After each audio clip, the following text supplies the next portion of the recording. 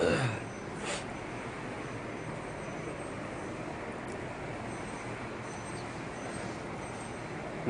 ونصلي على رسوله الكريم اما بعد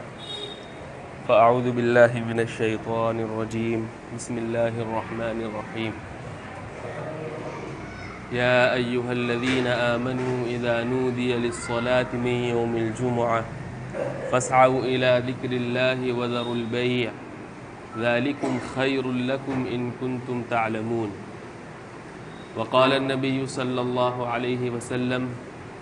خير يوم طلعت عليه الشمس يوم الجمعة فيه خلق آدم وفيه أخرج منها ولا تقوم الساعة إلا في يوم الجمعة أو كما قال النبي صلى الله عليه وسلم۔ آج جمعے کا دن ہے اور جمعے کے دن اللہ تبارک و تعالی کی توفیق سے مسلمانوں کی اکثریت الحمدللہ اس گئے گزرے دور میں بھی مسجدوں کا رخ کرتی ہے، اور بہت سے وہ لوگ جو بہت زیادہ مشغول رہتے ہیں اور عام دنوں میں وہ نمازوں کا گویا اہتمام نہیں کرتے، جو غلط بات ہے، لیکن بہرحال وہ جمعے کی اہمیت کو سمجھتے ہیں اور جمعے کی نماز ادا کرنے کے لیے مسجد میں آتے ہیں۔ ہمیں یہ بھی سمجھنا چاہیے کہ جمعے کی کیا فضیلت ہے اور اس میں ہمارے کرنے کا کیا کام ہے۔ جمعے کے دن کو اللہ تبارک و تعالی نے بہت سی فضیلتوں سے نوازا ہے۔ قرآن کریم میں ایک پوری سورت سورۃ الجمعہ کے نام سے ہے، کسی اور دن کے نام سے کوئی سورت قرآن کریم میں نازل نہیں ہوئی ہے سوائے جمعے کے دن کے نام سے۔ آپ صلی اللہ علیہ وسلم نے فرمایا حدیث پاک میں خیر یوم طلعت علیہ الشمس یوم الجمعہ، جتنے بھی دن ہیں جن میں سورج نکلتا ہے ان میں سب سے بہتر دن جمعے کا ہے، اور اسی بہتری کی وجہ سے اللہ تبارک و تعالی نے بہت سے بڑے بڑے واقعات اس دن کے اندر رونما فرمائے ہیں اور آئندہ بھی ہوں گے۔ اسی حدیث میں ہے کہ سب سے بہترین دن جمعے کا ہے، فیہ خلق آدم، اسی دن میں اللہ تبارک و تعالی نے حضرت آدم علیہ السلام کو پیدا فرمایا۔ تو حضرت آدم علیہ السلام جو تمام انسانوں کی اصل اور تمام انسانوں کے جد امجد اور سب سے پہلے انسان ہیں، ان کی پیدائش کے لیے جمعے کا دن منتخب کیا گیا ہے اس کی خیر و برکت کی وجہ سے۔ پھر پیدائش کے بعد میں اللہ تبارک و تعالی نے حضرت آدم علیہ السلام کو جنت میں داخل کیا، تب بھی جمعے کا دن تھا۔ پھر جب جنت سے نکلنے کا موقع آیا تو تب بھی جمعے کا دن تھا، اور آپ نے فرمایا وَلَا تَقُومُ السَّاعَةُ إِلَّا فِي يَوْمِ الْجُمُعَةِ، اور جب قیامت قائم ہوگی تو قیامت کا قیام اور اس کا قائم ہونا یہ بھی جمعے کے دن ہوگا، یعنی قیامت جیسا بڑا واقعہ وہ بھی جمعے کے دن وقوع پذیر ہوگا۔ بہرحال اس میں بڑے بڑے واقعات بھی رونما ہوئے ہیں، اور اس دن کو احادیث میں تمام دنوں کا سردار بیان کیا گیا ہے، اور اس دن کی فضیلت کے پیش نظر اس کو بعض دیگر فضیلت والے دنوں سے بھی افضل قرار دیا گیا ہے۔ عید کے دن سے بھی زیادہ افضل، بقرعید کے دن سے بھی زیادہ افضل جمعے کا دن ہے، لیکن چونکہ یہ بار بار آتا رہتا ہے، ہفتے میں ایک دن تو جمعے کا دن آتا ہی ہے، اس لیے کبھی کبھی یہ تمام فضائل ہونے کے باوجود اور اس کی اہمیت ہونے کے باوجود ہمارے ذہن و دماغ سے اس کی اہمیت اوجھل ہو جاتی ہے، اور ہم جمعے کی مبارک ساعتوں کو اور اس مبارک وقت کو بھی اپنی اسی غفلت میں گزار دیتے ہیں جس طریقے سے دوسرے دن. اور یہ اللہ تبارک و تعالیٰ کا کرم ہے کہ اس نے بعض مقامات، بعض دن، بعض وقت ایسے رکھے ہیں کہ جس کے اندر انسان تھوڑی زیادہ عبادت کرے. مثلا سال میں رمضان المبارک، ہفتے میں جمعے کا دن اور دیگر مواقع کے اوپر بہت سی مبارک راتیں ہیں، شب قدر ہے اور شب برات ہے اور اس طریقے کی. وہ سب اس لیے ہے تاکہ تھوڑی عبادت زیادہ ہو جائے. وجہ یہ ہے کہ انسان کو اللہ تبارک و تعالیٰ نے اپنی عبادت اور بندگی کے لیے پیدا فرمایا، اور پیدا فرمانے کے بعد میں اصل مقصد تو مقصد تخلیق انسان کی عبادت اور بندگی ہے اللہ تبارک و تعالیٰ کی. وَمَا خَلَقْتُ الْجِنَّ وَالْإِنسَ إِلَّا لِيَعْبُدُونَ. جنات اور انسان کو میں نے اسی مقصد سے پیدا کیا ہے تاکہ وہ میری بندگی کرے، عبادت کرے. چنانچہ اس کا تقاضا تو یہ تھا کہ ہمارے 24 کے 24 گھنٹے اگر پوری صرف اللہ کی عبادت میں گزر جاتے تب بھی کوئی زیادتی کی بات نہیں تھی، چونکہ ہمارے پیدائش کا مقصد ہی یہ ہے. اور اللہ کے ہمارے اوپر احسان ہی اتنے ہیں، اتنا کرم ہے اس کا کہ اگر ہم 24 گھنٹے اس کے سامنے سجدے سے سر نہ اٹھائیں تب بھی کوئی ظلم نہیں ہے، کوئی زیادتی نہیں ہے. لیکن یہ بھی اللہ کا کرم ہے کہ اس نے یہ نہیں کہا کہ تمہیں مستقل 24 گھنٹے عبادت میں رہنا ہے، بلکہ بہت سارے دنیا کے کام بھی لگا دیے ہیں، یہ بھی ضروریات پوری کرو، اور ان کے اوپر الگ سے اجر اور ثواب اور فضائل رکھے ہیں. تو اس جو مقصد تخلیق ہے انسان کا، کبھی کبھی انسان ان دنیا کے کاموں میں پھنس کر اللہ تبارک و تعالیٰ کے اس مقصد سے، اپنی تخلیق کے مقصد سے غافل ہو جاتا ہے. غفلت کا پردہ پڑ جاتا ہے اس کی نگاہوں کے سامنے، اس کے دل پر. اس غفلت کے پردے کو ہٹانے کے لیے یہ مبارک دن یا یہ مبارک راتیں، اس طریقے کے مبارک جو ایام ہیں وہ آتے ہیں. جمعہ کا دن بھی ایسی ہے. پورے ہفتے انسان اپنی گونا گو مصروفیات میں رہتا ہے، مشغولیات میں رہتا ہے. ان مشغولیات کی وجہ سے اپنے مقصد تخلیق سے گویا وہ دور ہو جاتا ہے، غفلت کا پردہ پڑ جاتا ہے. اللہ نے ہفتے میں جمعے کا دن رکھ دیا اس لیے کہ جمعے کے دن اور دنوں کے مقابلے میں تھوڑی سی زیادہ عبادت کر کے اللہ تبارک و تعالی سے قریب ہو جائے، اور جو اس کا مقصد تخلیق ہے، عبادت اور بندگی اللہ تبارک و تعالی کی، اس کو اپنے ذہن سے کبھی بھی فراموش نہ ہونے دے. اور اس کے فضائل بھی بیان کیے ہیں جمعے کے دن کے، کچھ تو میں نے ابھی بتایا آپ کو. اس کے علاوہ حدیث پاک میں آتا ہے کہ جمعے کے دن جو شخص اچھی طریقے سے وضو کرتا ہے اور اچھی طریقے سے وضو کرنے کے بعد میں مسجد جاتا ہے، جانے کے بعد میں امام صاحب کا خطبہ سنتا ہے غور سے، اس میں بات چیت نہیں کرتا،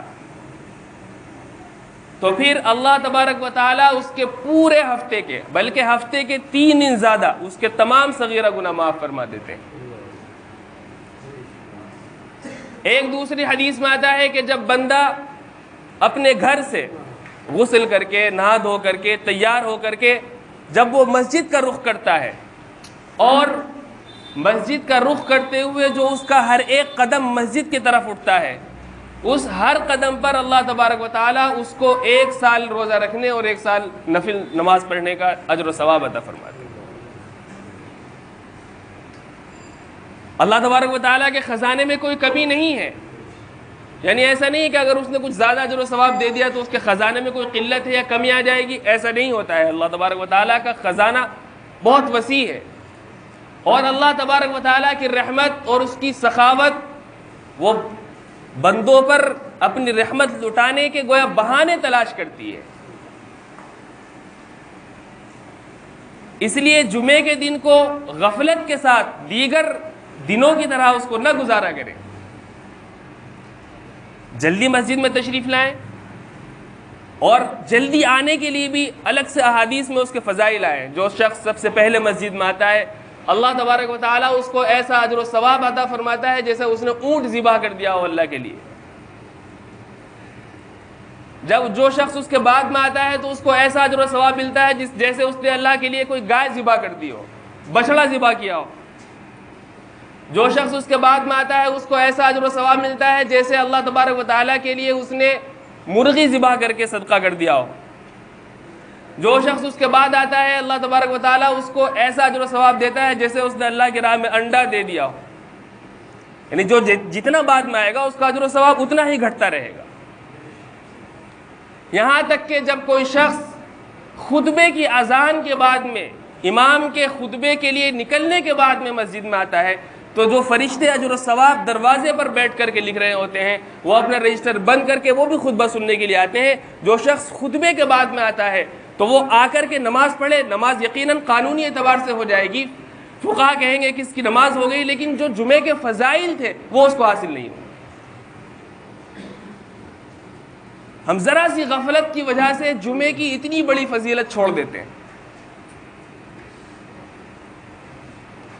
یہ کوئی عقل مندی کی بات نہیں ہے کہ جلدی جب مسجد میں جانا ہی ہے 4 5 10 15 منٹ پہلے چلے جائیں اور یہ تمام فضائل اپنے ذہن و دماغ میں رکھیں تاکہ ہمیں یہ سب فضائل حاصل ہو جائیں۔ پھر جب مسجد میں آئیں تو مسجد میں آنے کے بعد میں جہاں جگہ ملے وہاں بیٹھ جائیں، لوگوں کو پھلانگ کر کے ان کے کاندھوں کے اوپر چھلانگ لگا لگا کر کے صفوں میں نہ آئے، اس سے حدیث پاک میں منع فرمایا گیا ہے، خاص طور سے جمعے کے دن۔ حدیث پاک میں آتا ہے کہ جو شخص جو لوگ بیٹھے ہوئے ہیں وہ آئے اور ان کی گردن کو پھلانگ کر کے آگے بڑھے گا تو اس نے ایک لغو کام کیا۔ بعض احادیث میں آتا ہے کہ جو شخص خطبہ دینے کے وقت میں جو دوسروں کو کہے خاموش ہو جاؤ، تو خاموش ہونا یہ کہنا یہ بھی اس کا لغو کام ہے، بیکار کام ہے۔ اس لیے کہ جب امام کا خطبہ شروع ہو جائے تو خطبہ شروع ہونے کے بعد میں کسی بھی قسم کا کلام کرنا، گفتگو کرنا جائز ہی نہیں ہے۔ یہاں تک کہ اگر دوران خطبہ امام درود شریف پڑھ رہا ہے تو اس کے باوجود درود شریف جب پڑھا جائے کسی مجلس میں تو اللہ کے نبی پر پہلی مرتبہ درود پڑھنا واجب اور ضروری ہے، لیکن جب خطبے کے دوران امام درود پڑھے، اللہ کے نبی کا نام آئے تو پھر زبان سے اللہ کے نبی کے اوپر درود پڑھنا بھی مقتدیوں کے لیے جائز نہیں ہے۔ ادھر ادھر کی باتیں کرنا کہاں جائز ہوگا؟ ادھر ادھر لغویات میں مبتلا ہونا کیسے جائز ہو سکتا ہے؟ تو ان سب چیزوں کا جمعے کے دن ہمیں خیال رکھنا چاہیے۔ اس کے علاوہ جمعے کے دن جمعے کے فضائل بہت ہیں، مختصراً یہ بھی ہے کہ جمعے کے دن علاوہ نماز جمعہ کے، ایک تو جمعے کی نماز ہے اس کے لیے جلدی آنا ہے، دوسرا عمل جو بہت زیادہ اہمیت کا حامل ہے وہ ہے سورۃ الکہف کی تلاوت۔ 15 پارے میں سورۃ الکہف ہے، جمعے کے دن سورۃ الکہف کی تلاوت تمام مسلمانوں کو ضرور کرنی چاہیے جن سے قرآن کریم پڑھنا آتا ہو۔ اللہ تبارک و تعالیٰ کے پیارے نبی جناب محمد مصطفیٰ صلی اللہ علیہ وسلم نے ارشاد فرمایا کہ جو شخص سورۃ الکہف پڑھتا ہے جمعے کے دن تو اللہ تبارک و تعالیٰ اس کے پورے ہفتے کو روشن کر دیتا ہے۔ ایک نور جو ہے وہ اس کو سورۃ الکہف پڑھنے والے کے دل میں اللہ تبارک و تعالیٰ پیدا کر دیتا ہے، اور اس کے جو پورے ہفتے کے صغیرہ گناہ ہیں وہ سب معاف ہو جاتے ہیں۔ ایک دوسری حدیث میں ہے کہ سورۃ الکہف پڑھنے سے جمعے کے دن پورے ہفتے کے اندر جو فتنے ہوتے ہیں ان فتنوں سے انسان محفوظ ہو جاتا ہے۔ ہم کہتے ہیں فتنوں کا دور ہے، فتنوں کا زمانہ ہے، بارش کی طرح فتنے برس رہے ہیں، لیکن ان سے حفاظت کا ذریعہ سورۃ الکہف کی تلاوت ہے جو جمعے کے دن کی جائے۔ فتنے تو ہیں اور قیامت جیسے جیسے آئے گی فتنے مزید اپنے بالوں پر پھیلائیں گے اور بارش کی طرح برسیں گے، یہاں تک کہ حدیث پاک میں آتا ہے اتنے فتنے آئیں گے کہ انسان صبح کو اٹھے گا تو مسلمان ہوگا، شام کو سوئے گا تو پھر کافر ہوگا، یا شام کو سونے کے وقت وہ مسلمان سوئے گا اور صبح کو اٹھے گا تو کافر ہوگا۔ یعنی ایمان کو سلب کرنے والے فتنے بھی قیامت کے دن بکثرت نمودار ہوں گے، اور ہم اپنی آنکھوں سے اس کو مشاہدہ کر رہے ہیں۔ ان سب فتنوں سے بچاؤ کا ذریعہ، ان مصائب سے جو انسان کے دین و ایمان میں آتے ہیں ان سے بچاؤ کا ذریعہ یہ ہے کہ سورۃ الکہف جمعے کے دن اس کی تلاوت کی جائے، فضائل بھی حاصل ہوں گے اور فتنوں سے حفاظت بھی ہوگی۔ دوسرا عمل بلکہ تیسرا عمل جو جمعے کے دن بکثرت کرنا چاہیے وہ ہے اللہ تبارک و تعالیٰ کے پیارے نبی جناب محمد مصطفیٰ صلی اللہ علیہ وسلم پر بکثرت درود شریف پڑھنا۔ درود شریف کے فضائل خود اپنی جگہ پر بہت زیادہ ہیں، دنیا کے اعتبار سے بھی اس کے فوائد بہت زیادہ ہیں اور اخروی اعتبار سے بھی فضائل اور اس کے فوائد بہت زیادہ ہیں، لیکن جمعے کے دن احادیث پاک میں آتا ہے کہ اکثروا علی صلاۃ یوم الجمعہ، جمعے کے دن میرے اوپر خوب درود شریف پڑھو، خوب زیادہ سے زیادہ پڑھیں، روزی پڑھنا چاہیے لیکن جمعے کے دن اس کے اندر کثرت کر دینی چاہیے۔